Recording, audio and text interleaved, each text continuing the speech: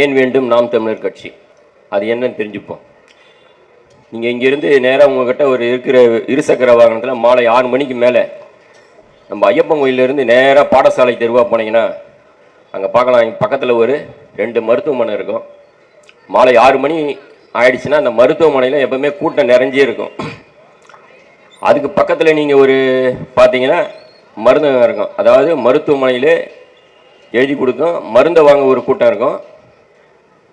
அப்படி இன்னும் கொஞ்சம் தள்ளி போனீங்கன்னா இந்த பொதுக்கூட்டத்திலேருந்து கொஞ்சம் ஒரு 100 மீட்டர் தொலைவில் உங்களுக்கே தெரியும் டாஸ்மார்க் கடை இருக்கும். அங்கே ஒரு 50 பேர்கிட்ட எப்போவுமே கூட்டம் நிறைவாக இருக்கும். அப்படியே அங்கேருந்து நீங்கள் மார்க்கெட் முனையில் போனீங்கன்னா பெருங்கூட்டம். அதே மாதிரி மீனாட்சி தேட்டர்லேருந்து நேராக மாத்தூர் ஏரி வரலாம் போனால் அந்த சாலை உங்களால் கடக்கவே முடியாது. நம்ம தினம் பார்க்குறோம். அந்த பகுதியில் பார்த்தீங்கன்னா ஆம்புலன்ஸ் வாகனம் வந்து கடந்தே போக முடியல. அவ்வளோ பிரச்சனை. சாலை முழுவதும் ஆக்கிரமிப்பு இவ்வளோ இருக்குது. இதையெல்லாம் சுற்றிட்டு கடைசியாக நீங்கள் ஒரு இடம் போய் பார்த்தீங்கன்னா தெருவு சந்து எங்கன்னா நீங்கள் பயணிச்சிங்கன்னா அங்கே பார்த்தீங்கன்னா அடகு கடையில் பெருங்கூட்டம் இருக்கும். இது அனைத்தையும் முடிச்சுட்டு நீங்கள் போய் பார்த்தீங்கன்னா காவல் நிலையத்தில் பெருங்கூட்டம் இருக்கும். என்ன ஏன் இதெல்லாம் வருதுன்னா, ஒன்று இந்த பகுதியில் இருக்கிற நிலம் நீர் காற்று மாசு அடையுது, அதனால் ஒரு பெருங்கூட்டம் மருத்துவமனை நிறையுது. 2வது கூட்டம்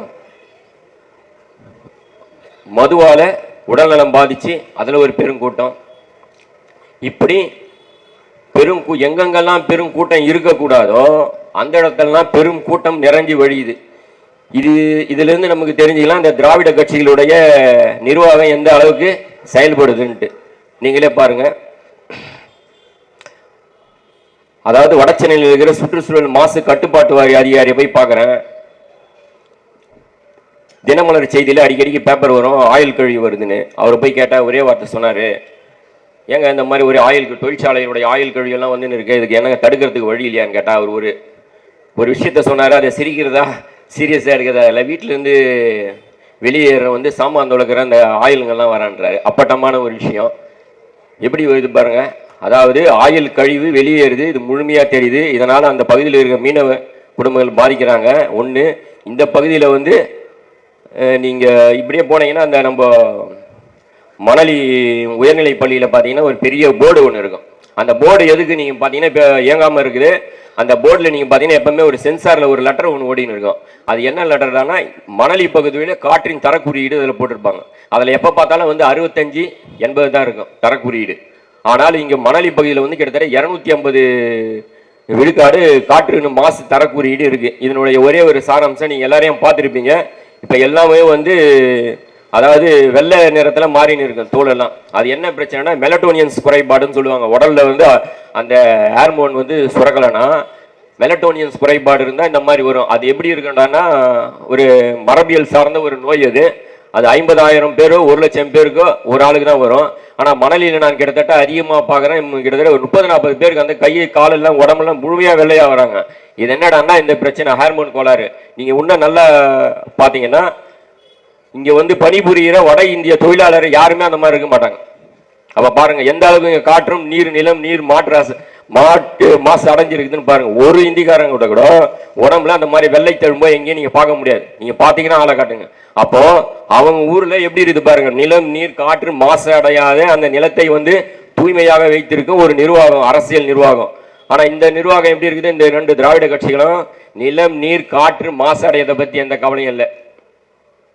எப்படின்னா ஏன்னா அவங்க மக்களுடைய பலம் என்னன்னு தெரிஞ்சிச்சு. மக்களுடைய பலம் என்ன, பணத்துக்கு ஓட்டு போடுவாங்க, இலவசத்துக்கு கையேந்துறாங்க. இப்படி ஒரு இழிநிலையில தான் நம்மளை வந்து இந்த இரு திராவிட கட்சியிலும் வச்சிருக்கு. இப்படி ஒரு நிர்வாக சீர்கேடு இருக்கும் ஒரு ஆட்சி நமக்கு தேவையா பாருங்க. இப்படி ஒரு சிந்தனையெல்லாம் நமக்கு இருக்கக்கூடாது. இப்ப நம்ம நாம் தமிழர் கட்சியில நம்ம தம்பிங்க எல்லாம் பாத்தீங்கன்னா இப்படி சிந்திக்கக்கூடிய ஒரு தலைமுறை உருவாக்க கூடாது என்றது திட்டமிட்டு இந்த தமிழ் இனத்தின் மீது நடக்கும் ஒரு மிகப்பெரிய ஒரு படுகொலை. டாஸ்மார்க் நிறுவனம் மிகப்பெரிய ஒரு படுகொலை. அதாவது நீங்க பார்த்திருப்பீங்க 24 மணி நேரம் மருத்துவ சேவை பார்த்திருப்பீங்க. ஆனால் 24 மணி நேரமும் மது சேவை எங்கன்னா பாக்குறேன்னா அது தமிழ்நாட்டில் மட்டும் தான் நீங்க பார்க்க முடியும். 24 மணி நேரமும். அதுவும் எவ்வளவு தெளிவா இருக்கிறார் பாருங்க. காலையில மாலை 12 இருந்து இரவு 10 மணி கடையை திறந்து விற்கிற வருமானம் ஐயா மு க ஸ்டாலின் முதல்வர் குடும்பத்துக்கு. இரவு 10 மணிலிருந்து மறுநாள் காலை 12 மணி வரலும் கள்ள சந்தையில் விற்கும் போது வந்து அவருடைய கட்சி தொண்டர்கள் வீட்டுக்கு எப்படி தனித்தனியா பிரிச்சிருக்கிறாங்க பாருங்க. 30 வயசு மேலே இருக்கிறவங்க மது குடிக்கலாம், 30 வயசுலேருந்து 20 வயசு கீழே இருக்கிறவங்க போதை மருந்து அடிக்கலாம். தனித்தனியாக பிரிச்சிருக்கிறாரு. யார் சொல்றாரு? அப்பா சொல்றாரு. எதனா கேட்டால் உங்களுடன் ஸ்டாலின் சொல்லுங்க. இது எப்படி இருக்குது பாருங்க. இப்படி ஒரு இழிநிலை, இப்படி ஒரு நிலையை நமக்கு தேவையா? ஏன் தேவை? நாம் தமிழர் கட்சி நம்ம வந்து இந்த பொதுக்கூட்டம் சொல்றோம். எதுக்கு நாம் தமிழர் கட்சி தேவைன்னு சொல்றோம் பாருங்க. அதாவது டாஸ்மார்க் இல்லாத, டாஸ்மார்க்கால் ஏற்படும் குற்றச்செயல்களை விசாரிக்கும் காவல் நிலையங்கள் இல்லாத, காவல் நிலையங்களை விசாரித்து தண்டனை வழங்கும் நீதிமன்றங்கள் இல்லாத, நீதிமன்றத்தால் வழங்கப்படும் தண்டனையை நிறைவேற்ற சிறைச்சாலைகள் இல்லாத ஒரு தூய்மையான, ஒரு தூய அரசின் நிர்வாகத்தை கட்டமைத்தவர் நாங்க இல்ல. அங்க மேல இருக்கிறார் பாருங்க, எங்க தேசிய தலைவர். அவரு தலைமையில அவருடைய ஆளுமைக்கு உட்பட்ட நிர்வாகம் இருந்தது. அந்த நிர்வாகத்தை இவங்க வச்ச முத்திரை நடான தீவிரவாதி. அதாவது மது இல்லாத, குற்றச்செயல் இல்லாத, விபச்சாரம் இல்லாத, திருட்டு இல்லாத ஒரு தூய ஒரு தலைமையை உருவாக்கி ஒரு நிர்வாகத்தை கொடுத்த ஒரு மனிதனுக்கு இந்த சமூகம், உலக சமூகம் மொத்தமாக கொடுத்த ஒரே ஒரு முத்திரை தீவிரவாதி. இப்ப இவங்கெல்லாம் யாரு? 24 மணி நேரம் நீ மது அருந்திக்கலாம், 24 மணி நேரம் நீ கெஞ்சா அடிக்கலாம், 24 குடிச்சிட்டு எவனவெல்லாம் நீ வெட்டலாம், என்ன வேணா பண்ணிக்கலாம். ஆனால் உனக்காக என்ன சிந்தனை வரக்கூடாது? தமிழ் இன மொழி. அப்படி ஒரு சிந்தனை வந்தால் நீ தீவிரவாதி என்று உன்னை முத்திரை குத்தப்படுவார்கள். எப்படியாப்பட்ட நிர்வாகம்! இந்த ஆரியமும் திராவிடமும் சேர்ந்து எந்த ஒரு விஷயத்தை கட்டமைச்சிருக்காங்க பாருங்க. இந்த 50 ஆண்டு கால ஆட்சியில நம்மளை எந்த அளவுக்கு இந்த நிர்வாக சீர்கேட பாருங்க. இங்க பாத்தீங்கன்னா மணலி ஆரம்ப சுகாதார நிலையம். இந்த ஆரம்ப சுகாதார நிலையம் எப்படி இருக்கணும்? ஒரு சுகாதார நிலையம் சுகாதாரமா இருக்கணும். ஆனா அந்த ஆரம்ப சுகாதார நிலையத்துக்கு உள்ள போனா நமக்கு நோய் வரும். அங்க வாசல்லையே பாருங்க அவ்வளவு குப்பை. ஒரு நாள் பாக்குற அந்த சாலை ஓரமா பின்புறமா பார்த்தா அந்த குப்பையெல்லாம் போட்டு எரிச்சுன்னு இருக்கிறாங்க. இப்படி ஒரு நிர்வாக சீர்கேடை நடத்திட்டு இது வந்து சிறப்பான ஆட்சி, திராவிட ஆட்சின்னா எப்படி இருக்கும்? நீங்க வந்து இங்க இருக்கிறவங்களாம் எல்லாரும் வெளியூர் அங்கங்கள்லாம் போயிருப்பீங்க, நீங்க பார்த்துருப்பீங்க. அந்த ஊர்ல போனவனே என்ன வச்சிருப்பாங்க? முதல்ல போனவனே, நன்றி, உங்கள் இந்த ஊர் உங்களை அன்புடன் வரவேற்கிறது, இந்த நல்வரவு, இப்படிதான் நீங்க பார்த்துருப்பீங்க. ஆனா நம்ம மணலிலே எப்படி இருக்குன்னா, உள்ள நுழையும் போதே வணக்கம், மணலி மயானம் உங்களை அன்புடன் வரவேற்கிறது. பாருங்க, நம்ம மணலிலே எத்தனையோ அடிப்படை பிரச்சனைக்காக, கோரிக்கைக்காக நம்ம போராடின்னு இருக்கிறோம். அதுக்கெல்லாம் பண்ணல. மணலில முதல்ல என்ட்ரன்ஸ்லயே ஒரு மயானம் வச்சிருக்கிறாங்க. அதாவது என்ன சொல்ல வர, சிம்பாலிக்கா என்ன சொல்ல வராங்கடான்னா, மணலி கூட வந்தா கடைசியில நீ என்கிட்ட தான் வரணும். அதுதான் முதல் என்ட்ரன்ஸ்லயே மணலி மயானம் உங்களை அன்புடன் வரவேற்கிறது. எப்படியாப்பட்ட நிர்வாகம் இங்க நடக்குது பாருங்க. இப்படி ஒரு நிர்வாகம் நமக்கு தேவையா சொல்லுங்க? இப்படி ஒரு நிர்வாகம் இல்லாத தூய தமிழ் தேசிய தூய்மையான நிர்வாகம் இங்க வந்து வாக்குக்கு பணம் கொடுப்பது, சாராயத்துக்கு வாக்கை விற்பது, பிரியாணிக்கு வாக்கை வைப்பது. இங்க பாத்தீங்கன்னா புடவை கொடுப்பாங்க. அதிமுக திமுக பொதுக்கூட்டம் நடத்தும். நான் தெரியாம ஒன்னே ஒன்று கேட்கறேன், புடவை யாருங்க கொடுக்கணும்? ஒண்ணு நம்ம உழைச்சி சம்பாரிச்சு புடவை வாங்கி கட்டணும், இல்ல நம்ம அப்பா அம்மா வாங்கி கொடுக்கணும், அப்படி இல்லைன்னா நம்ம கணவன் வாங்கி கொடுக்கணும். பொதுக்கூட்டம் போறவங்களாம் புடவை வாங்கிட்டா அதுக்கு என்ன அர்த்தம் எனக்கு சொல்ல தெரியல. அது சொல்ல நான் விரும்பல. பாருங்க, அதாவது புடவைக்கு வாக்க வைக்கிறாங்க, பணத்துக்கு வாக்க வைக்கிறாங்க, சாராயத்துக்கு வாக்க வைக்கிறாங்க, பிரியாணிக்கு வாக்க வைக்கிறாங்க. அது இல்லாம கரும்பு வெள்ளத்துக்கும் வாக்க வைக்கிறாங்க. வருஷத்துக்கு ஒரு வாட்டி கரும்பு வெள்ளம் வெறும் 100 ரூபாய் அதனுடைய மதிப்பீடு. இப்படி ஒரு நிர்வாகம் நமக்கு தேவையா? இந்த நிர்வாகத்தெல்லாம் அப்புறப்படுத்திட்டு தூய ஒரு நிர்வாகம். அது என்ன நிர்வாகம்னா நமது நாம் தமிழர் கட்சியின் நிர்வாகம். நீங்க பார்த்துருப்பீங்க, உங்களுடன் ஸ்டாலின் ஒரு படிவம் ஒன்று கொடுத்துருப்பாங்க. எல்லா கேள்வியும் கேட்டிருப்பாங்க. உங்களுடைய குறைகள் நிறைகள் என்னென்ன இருக்குது எல்லாத்தையும் சொல்லுங்கன்னுப்பாங்க. நீங்க எல்லாத்தையும் பார்த்துருப்பீங்க. அதுல உங்க வீட்டில் படிச்ச பசங்க எத்தனை பேர் இருக்கிறாங்க கேட்டிருக்காங்களா? இதுவரையிலும் கிட்டத்தட்ட தமிழ்நாட்டில் பல லட்சக்கணக்கான அரசு ஊழியரை வந்து பணியை நிரப்பாமல் இருக்கிறாங்க. பல லட்சக்கணக்கான பேர் இருக்கிறாங்க. அந்த பணியை யாருமே நிரப்பல. எடுத்துக்காட்டு பார்த்தீங்கன்னா வந்து சென்னை மாநகராட்சியின் தூய்மை பணியாளர் போராட்டத்திலேயே உங்களுக்கு தெரிஞ்சுக்கலாம். அவ்வளோ லட்சக்கணக்கான பணியை நிரப்பாம இவங்க என்னடான்னா வந்து எல்லாத்தையும் தீர்த்துருவேன். நான் என்ன சொல்றேன், அண்டா குண்டா mixie grinder gas stove TV எல்லாம் நம்ம கடையில் காசு கொடுத்தா வாங்க முடியுங்க? நான் வாழ்க்கையை வாங்க முடியுமா? வேலையை வாங்க முடியுமா? அப்ப வேலை வாய்ப்பை உருவாக்கி கொடுக்கறது யாரா இருக்கணும்? இங்க இருக்கிற ஆட்சியாளர்கள், நிர்வாகம் இருக்கணும். சமீபத்தில் ஒரு 4 நாளுக்கு முன்னாடி ஒரு செய்தி ஒன்று படித்தேன். சுவரொட்டியெல்லாம் ஊட்டியிருந்தாங்க. அது என்ன சுவரொட்டின்னு பார்த்தீங்கன்னா, மண்ணின் மைந்தரான மணலி மக்களுக்கு வேலை கொடு. எப்படி? மண்ணின் மைந்தரான மணலி மக்களுக்கு வேலை கொடு சுவரொட்டி ஓட்டியிருந்தாங்க நம்ம தம்பிங்க. ஆனால் நம்ம வந்து 2015 மண்ணின் மைந்தருக்கு வேலை வேணும் இந்த பகுதியில் நாம் தமிழர் கட்சிக்கு சார்பாக ஆர்ப்பாட்டம் வந்து அரசெல்லாம் இருக்கிறோம். இப்போ ஏதோ ஒரு சிந்தனை வந்திருக்குது அவங்களுக்கு, மண்ணின் மைந்தர்கள் என்ற சிந்தனை, அதை வந்து பாராட்ட வேண்டிய விஷயம். ஆனால் அங்கே ஆர்ப்பாட்டம் செய்த தம்பிங்களை பார்த்து ஒரே ஒரு விஷயம், இந்த மண்ணின் மைந்தர்களுக்கு வேலை கூட, இந்த மண்ணின் மைந்தர்களுக்கு வேலை வேண்டும் என்று யார் பெற்றுக் கொடுக்கணும்? யாருங்க பெற்றுக் கொடுக்கணும்? ஆட்சி அதிகாரத்தில் இருக்க தானே கேட்கணும். நிலம் நீர் காற்று மாசு அடைகிறது நாங்கள் நிரந்தர நோயாளிகளாகவும் மருத்துவமனையில் நிரந்தர நோயாளிகளையும் போய் மருந்து சாப்பிட்டு இருக்கிறோம். எங்களுக்கு வாய்ப்பு இல்லை. ஆனால் பாருங்க, பீகாரில் பிறந்தவன், உத்தரப்பிரதேசில் பிறந்தவன், ஒடிசாவில் பிறந்தவன், மத்திய பிரதேசில் பிறந்தவங்களாம் மணலியை நம்பி வரான். ஏன்னா மணலிய வேலை இருக்குதுன்னு. மணலிலேயே பிறந்தவனுக்கு இங்கே மணலிய வேலை இல்லை. இது என்ன கொடுமை பாருங்க.